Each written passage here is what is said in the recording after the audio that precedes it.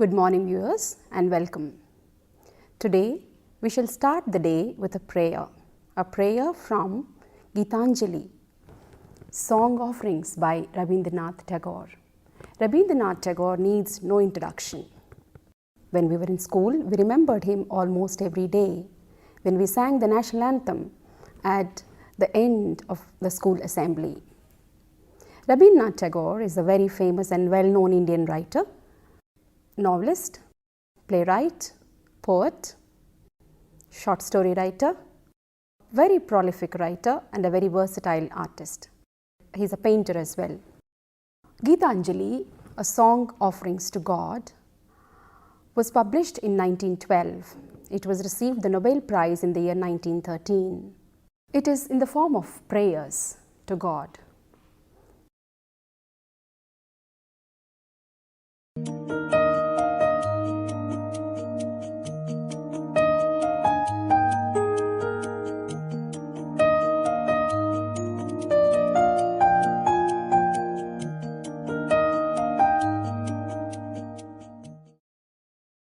Let us read Gitanjali. Let us read Song 36. Indeed, let us offer our prayer to God alongside Tagore. What is Tagore's prayer? Here it is. This is my prayer to Thee, my Lord. Strike at the root of penury in my heart. Give me the strength lightly to bear my joys and sorrows. Give me the strength to make my love fruitful in service. Give me the strength never to disown the poor or bend my knees before insolent might. Give me the strength to raise my mind high above daily trivials. And give me the strength to surrender my strength to Thy will with love.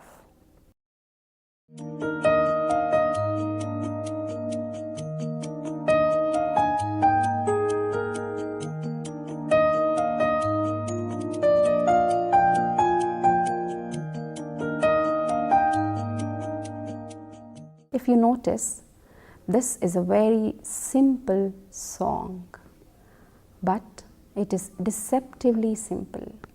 It is deceptively simple because the language that is used is very simple, not at all complex, but the ideas conveyed are pregnant with meaning. They are profound philosophical sentiments. Spiritual song that is offered to God as a prayer is what we have before us today. This song, Song 36 from Gitanjali, like all other songs, as we said a couple of minutes ago, is a prayer offered to the Almighty. The poet here appeals to God to strike, to hit hard at the root of poverty in his heart.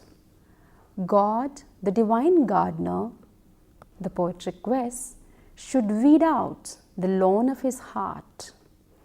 The poet prays to God to bestow on him equanimity of mind, to accept both pleasure as well as pain as gifts from God. He must have such strength of character that he is able to place the needs of humanity above his own selfish interests and stand by the poor, never letting people in power arm twist him into renouncing the common good. He wishes to lead his life with such unflinching faith in God that he is not cowed down by the trivial affairs of everyday life, but willingly submits himself to God's will.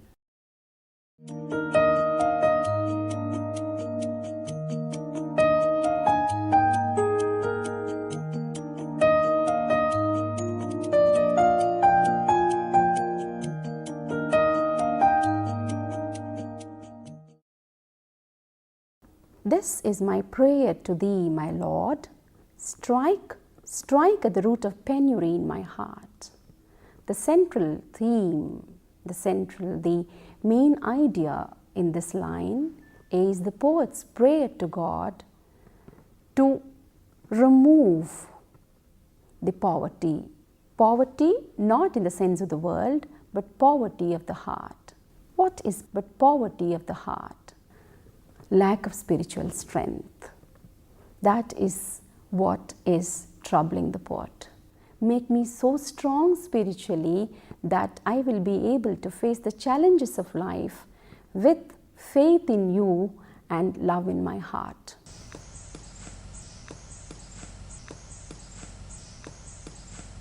In fact, the image that comes to our mind is that of a woodcutter who hits hard at a tree and uproots it. Here, God, the gardener, the poet wants and wishes and prays to God, the gardener, to weed out the lawn of his heart and to add the manure of grace so that it flowers and these flowers can be offered to God again. So that's why the poet says, strike, do not be kind, God, to me. Sometimes you have to be cruel to me. You strike very hard, hit hard at the root of my penury. Because in the eyes of the world, one may be very wealthy and affluent, but if one is spiritually not strong, then that person can be considered poor, because all our material possessions, our earthly achievements will one day perish. And what will save us from sorrow, suffering of this life is spiritual strength, which is reflected in the goodness of our heart. That is why the poet says very earnestly that God should remove the root of poverty in his heart. Because if you strike gently, if you do not hit hard, only the surface leaves will go. You have to hit hard so that the entire root can come out.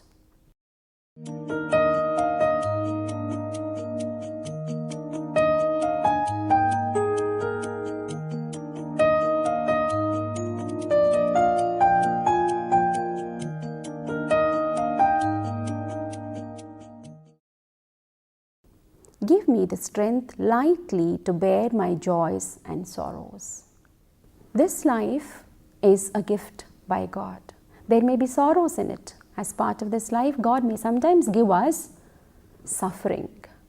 But because it is suffering, do we end our lives? Do we start hating God? No. If we accept sorrows as part of life and take them lightly, and if we take joys as part of life, give them only that much due that it's only a part of life and it's not the entire life, our heart is always light and there is always place enough for God to stay there. Because life is not just pleasure. It is indeed, someone said, pleasure is an interval between two pains. So if there is pleasure, pain is bound to be there, because life is full of contradictions. It is a mixture of, it's a blend of opposites. So we cannot say, I want pleasure, but I do not want pain. You cannot say, I want play, but I do not want to work. We should be able to accept both, blend both. Otherwise, what's the fun in life if there is only pleasure all the time? We start ignoring the value of pleasure if it is not punctuated by pain. And that is why pain is as valuable an experience in life as pleasure is. And what else is the prayer of the poet to God? Generally, our prayer to God is like this. What do we generally pray to God for? We say, God, if we are students like you are, we say, God, give me more intelligence so that I get good marks. Once that is over, we say, give me a good job, then give me a good wife or a husband, then give me good children, then give me a house, then give me a car, then etc., etc., etc., all earthly wishes. Wishes for the betterment of life, which is there's no harm even if we ask for it. But what else should we be asking for? The poet tells us, give me the strength lightly to bear my joys and sorrows. He implores God to grant him the strength of mind and heart not to be overly and unduly affected by both joys and sorrows.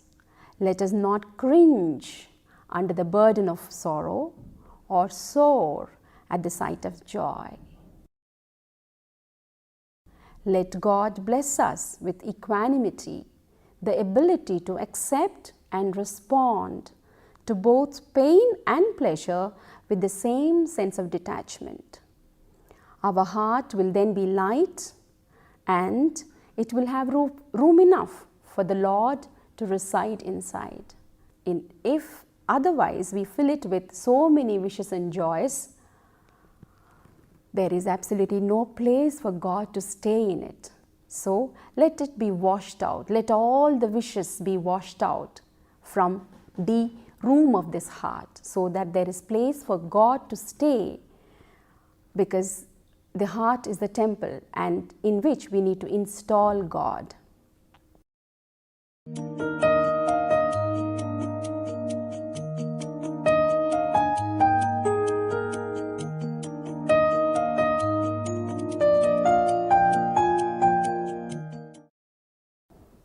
Give me the strength to make my love fruitful in service.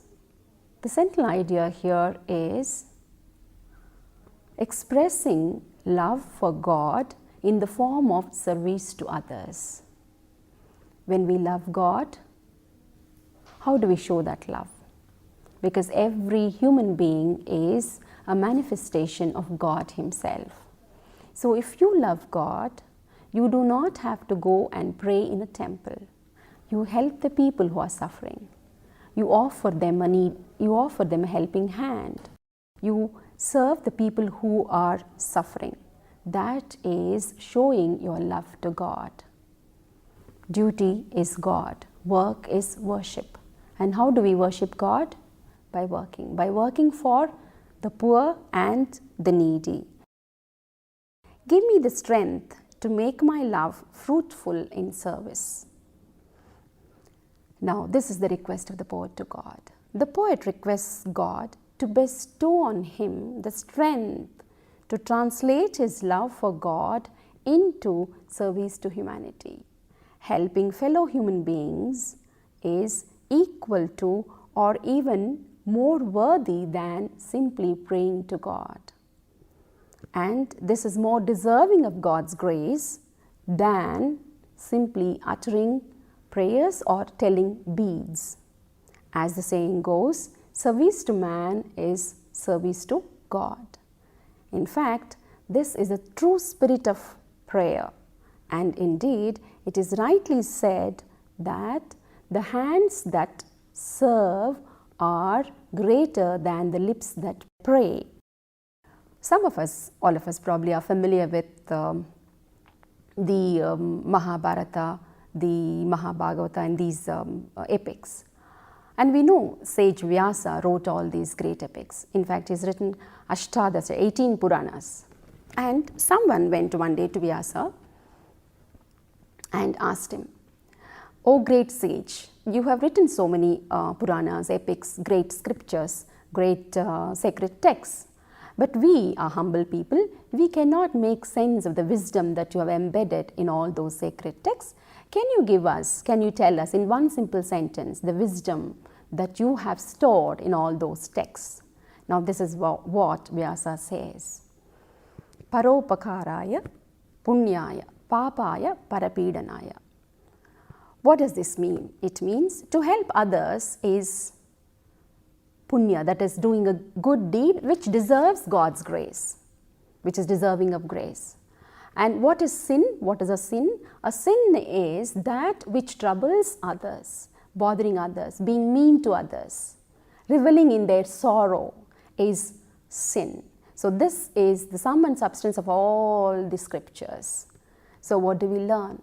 helping others is a way of life that we should adopt as devotees of God, because God loves those who help others, and that is what Tagore here beseeches God to bestow on him. He says, give me the strength to make my love fruitful in service. What is fruitful? What is making something fruitful? Fulfilling it. Something bears fruit, we say. It is meaningful. It is successful.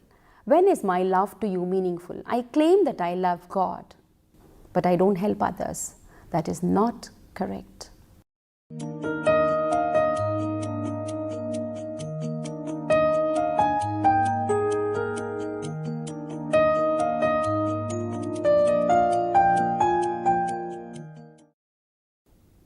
Give me the strength never to disown the poor or bend my knees before insolent might. Here, the poet's prayer is double-folded. On the one hand, he wants to help the poor because, as he said in the previous line, he wants to express his love for God by serving others. That's why he says, give me that kind of strength and faith in myself that I never ever forsake the poor. I always fight for their benefit. And on the one hand, yes, let me fight for the poor. On the other hand, let me have the willpower not to yield to the pressure that is put on me by people in power, because it is so easy to succumb to pressure, especially when this pressure comes from very powerful quarters. What does bending the knees imply? When do we bend our knees? We bend our knees when we kneel down. And when do we kneel down? We kneel down in prayer to God. We kneel down before elders as a mark of respect.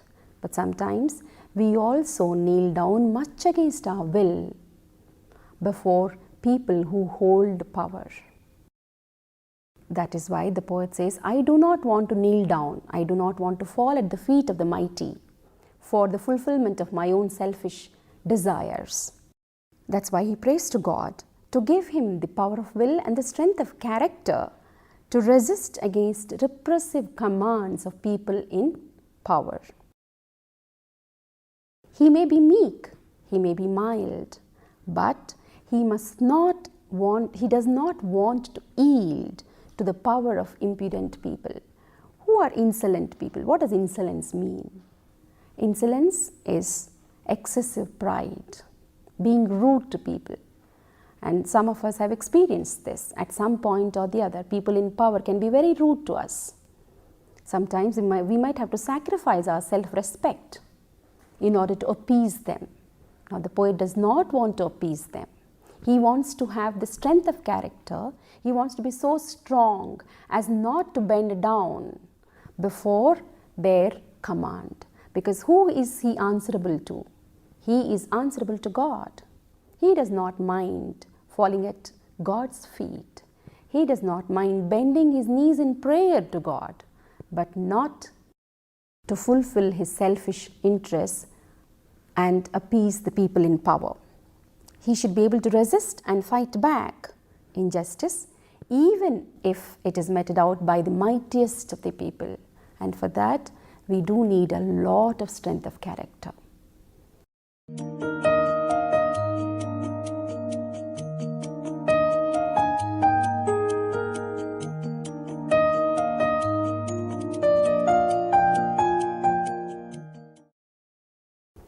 Give me the strength to raise my mind high above daily trifles.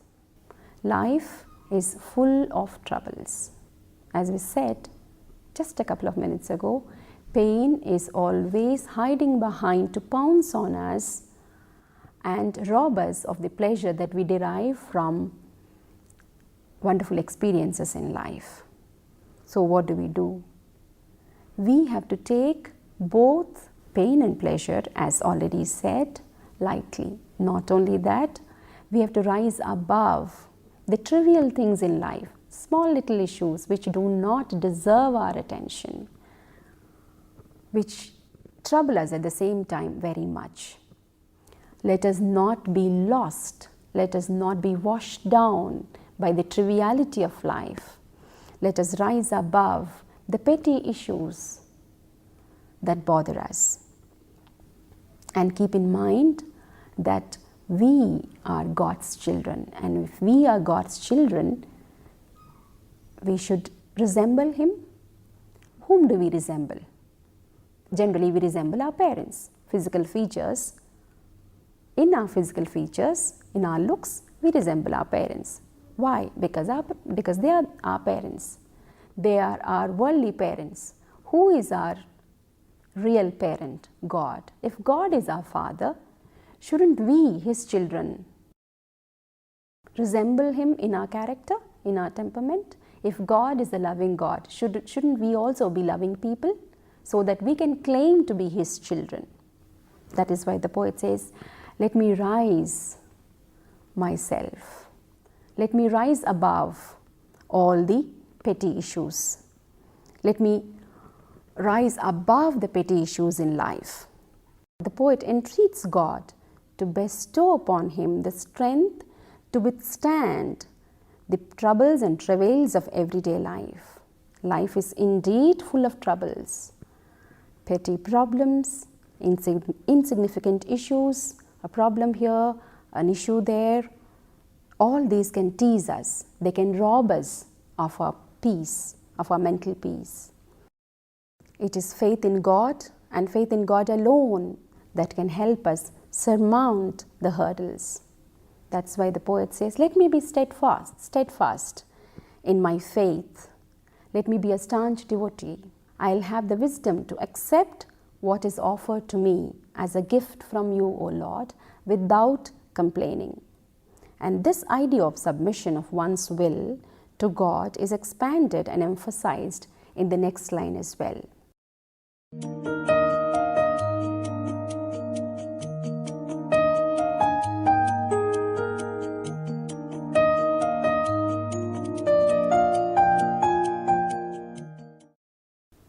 And give me the strength to surrender my strength to thy will with love. I want to submit myself, O God, to your will. Let your will be done. Sometimes there may be a clash between what you want me to do and what I want for myself. Because what we want is not always what we love. And what we love is not always what we get. So, if there is a clash like that, let us learn to love what we get and not want to get only that we love. This is where we need to do the balancing act of submitting ourselves to God's will. And when this submission is done out of love and not out of indifference and rejection and antipathy and bitterness, life is much more beautiful, much more simpler, much more rewarding for us, because there is nothing called me or I or my will or my wish. Everything that is offered to us, all the events that happen in our life will be treated as gifts from God. So if we have that kind of absolute submission, that kind of attitude of submission to God, then that our life itself will be an offering to God. That is why the poet says, let thy will be done. Let me have the love, let me have so much of love to accept your will as my will. This is total submission to God's will. The poet here beseeches God to give him the strength to surrender himself totally before God, so that every step of life God guides him and leads him to reach his destiny safely. At times, when we are struck with pain or suffering or unforeseen misfortunes, we cannot but question God's will, because in our limited capacity, we fail to understand the hidden message, the hidden meaning behind the events that occur in our life or that do not occur in our life. Sometimes, just imagine, sometimes you thought that you would get admission into a very good college. You could not. Then what did you tell yourself? Why God? Why did you do it to me? And to me alone. We sometimes feel that God singles us out only for pains, and it's not fair. It's simply not fair, and we struggle to accept God's ways. And we start questioning why He did this to us. But if we wait in patience, we do understand. If not this college, probably God has something better for you in store later. So they say God's ways are mysterious. They're very difficult to understand. But they are marvelous too, if only we wait for His will to lead our life to our destiny. We should submit ourselves to God. Surrender of oneself, when done out of love and not out of fear or hatred, it can be a wonderful experience. Surrender should be total, absolute. In the sense, surrender should mean annihilation of the self, destruction of the self. There is no dvaita, there is no two there, God and you. You are with God, you are one with God.